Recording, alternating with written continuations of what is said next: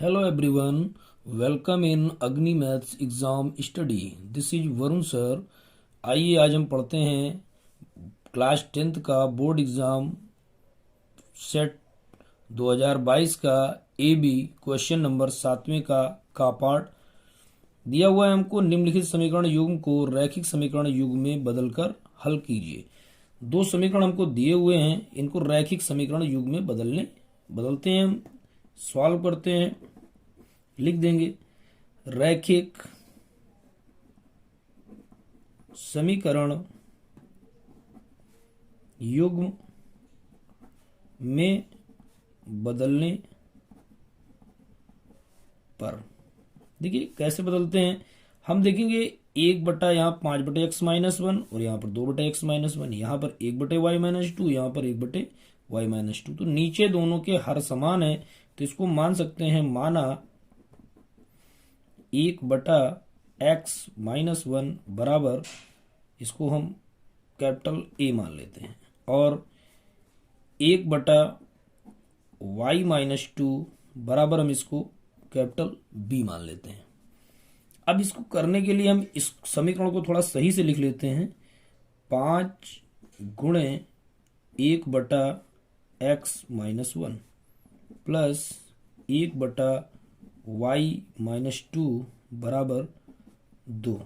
इसको हम दूसरा समीकरण जो हमको दिया हुआ है उसको लिख लेते हैं। हम यहां पर लिख लें इसी क्रम में 2 गुणे 1/x-1 माइनस 1/y-2 बराबर 1/3। हमने इसको केवल 2 के साथ गुणांक था तो यहाँ पे अलग किया, यहाँ 5 के साथ गुणांक है तो 5 के साथ किया। अब हम आराम से 1/x-1 की जगह पर a और 1/y-2 की जगह पर b रख सकते हैं। यहाँ पर हम रख लेंगे 5 और इसकी जगह पूरे की जगह क्या रखना है a, प्लस इसकी जगह पर क्या रखेंगे b बराबर 2। ये हमारा बन गया समीकरण नंबर 1। इसी क्रम में इधर देखते हैं हम 2 और इसका मान हमने माना a, 2a माइनस b बराबर 1/3। ये समीकरण नंबर 2 बना लिया। अब हम समीकरण नंबर 1 के नीचे उठाकर रख लेते हैं समीकरण नंबर 2 को, 2a माइनस b बराबर 1/3। ये हो गया समीकरण नंबर 2।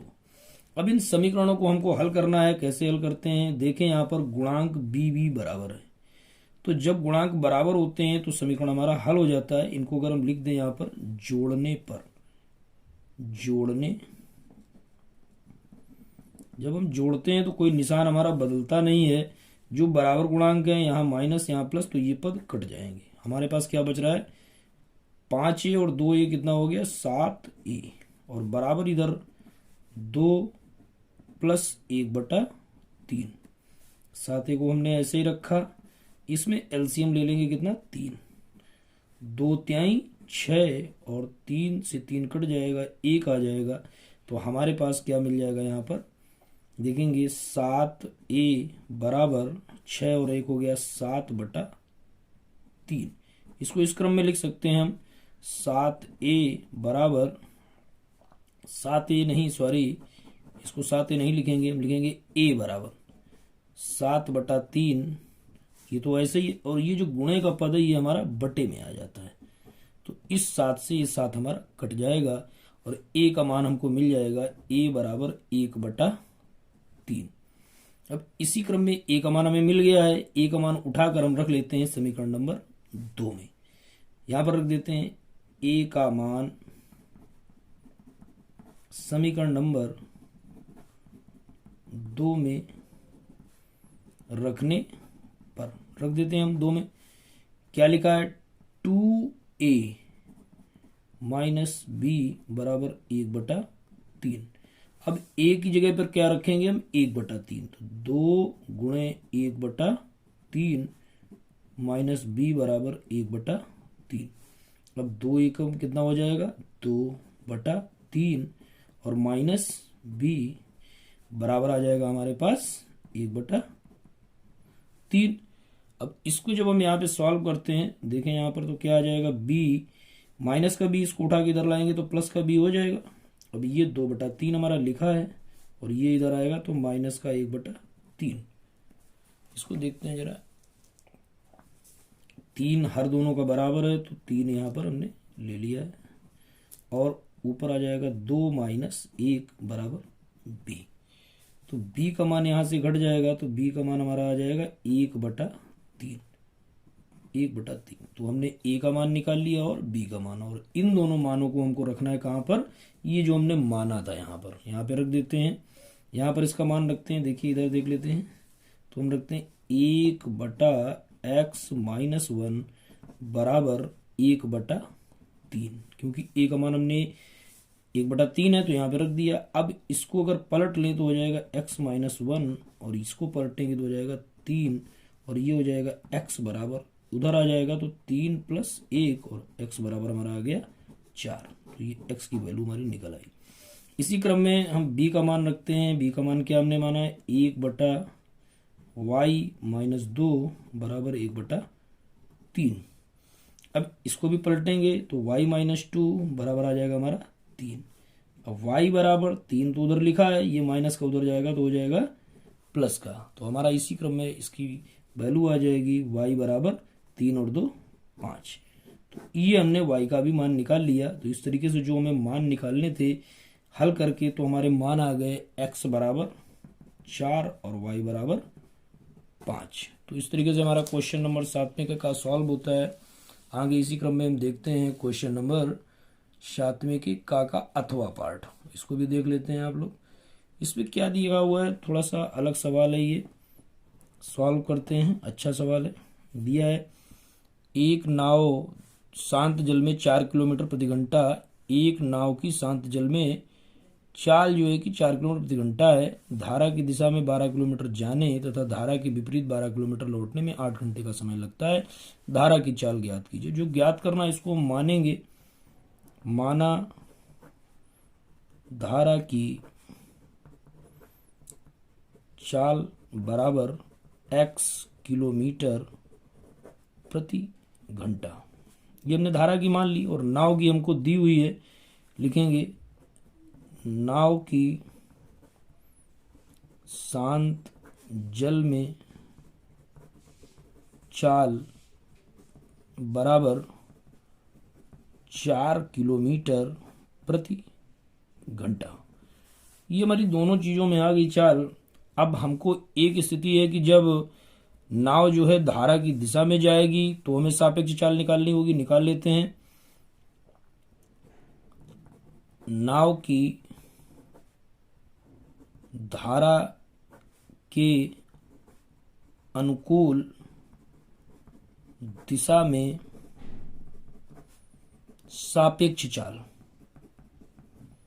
सापेक्ष चाल। अब ये आपको ध्यान रखना है कि धारा के अनुकूल होगी तो चाल जुड़ जाएगी आपकी। तो यहाँ पर इसकी चाल जो है कि नाव की चाल दी गई है हमको 4 और धारा की चाल जो है हमको दी गई x, तो ये हो जाएगी 4 + x और किलोमीटर और प्रति घंटा, ये हम लिख लेंगे। इसी तरीके से हम लिख सकते हैं नाव की धारा के विपरीत दिशा में, विपरीत दिशा में सापेक्ष चाल, सापेक्ष चाल ये आ जाएगी हमारी, घटती है तो 4 - x किलोमीटर प्रति घंटा। ये विपरीत दिशा में घटेगी और समान दिशा में, अनुकूल दिशा में जुड़ जाएगी। अब हमारे पास देखिए, और दूरी इसकी दी गई है कितनी, 12 घंटे। दूरी कितनी दी गई, टोटल दूरी हमको दी गई है 12 किलोमीटर।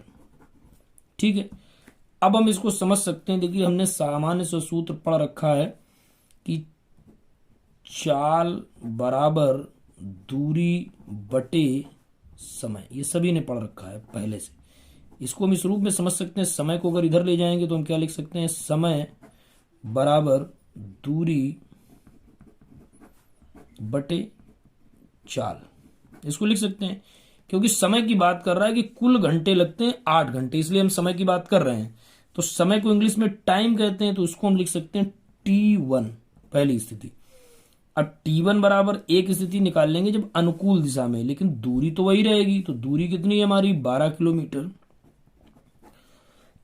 तो 12 बटे और चाल कितनी है हमारी 4 + x। तो ये हो गई 4 + x आपकी। तो इसको हम डाल देते हैं इक्वेशन 1। इसी तरीके से T2 निकाल लें तो वो दूरी हो जाएगी हमारी 12 है और चाल हो जाती है हमारी 4 - x। इसको डाल देते हैं इक्वेशन 2। अब इस सवाल में बोल रहा है कि धारा की दिशा में जाने और लौट कर आने में कुल 8 घंटे का समय लगता है। तो दोनों को हम जोड़ लेते हैं। तो हमारे पास कुल समय लग रहा है T1 + T2 बराबर 8 घंटे। तो T1 हमारा मान है 12 बटे 4 + x प्लस 12 बटे 4 - x बराबर 8। इसको अगर हम देखें यहां से तो हम 12 कॉमन ले लें, 1 बटे 4 + x प्लस 1 बटे 4 - x बराबर 8। यहाँ पे एलसीएम ले लें हम, 12 बना रहने दें, 4 + x और यहाँ पे ले लेते हैं 4 - x बराबर 8। इसका एलसीएम लेंगे, इससे ये वाला पद कट जाएगा, तो ये तिरछा गुणा आप समझ लीजिए, आ जाएगा 4 - x plus 4 + x। x plus का है, x माइनस का कट गया हमारा। अब ऊपर का ऊपर गुणा कर दें तो ये हो जाएगा 12 और अंदर जो हो जाता है हमारा 4 × 4 = 8। और ये वर्गांतर का सूत्र बन गया हमारा, 4 का वर्ग होता है 16 और ये आ गया x² और बराबर है हमारा 8। अब ऊपर गुणा कर दें तो कितना हो जाएगा 12 8 हो जाता है 96 और नीचे वाला पद गुणे में चला जाएगा तो ये हो जाएगा 8 और ब्रैकेट में लिख लेते हैं 16 - x²। अब 8 से अगर इसे काटे तो कितना बार जाएगा 8 एकम, देखिए, और ये 8 से 8 भी सीधे कट रहा था, या ऐसे काट लें आप, 8 एकम 8, 8 दूनी 16। तो ये बचा 12 बराबर 16 - x²। ये माइनस का x² इधर ले आए तो प्लस का x² हो जाएगा ना, और यहाँ पर बराबर 16 लिखा है, ये इधर जाएगा माइनस का 12 हो जाएगा। तो x² बराबर आ गया 4। तो हम इसको लिख सकते हैं x बराबर √4, और हमको मालूम होना चाहिए कि √4 जो है 2 का वर्ग होता है, तो इसलिए x का मान कितना आ गया हमारा 2। तो इसको हम लिख सकते हैं यहाँ पे साफ साफ, हमको निकालना था क्या, धारा की चाल। तो लिख देते हैं धारा की चाल बराबर निकल आई हमारी 2 किलोमीटर प्रति घंटा।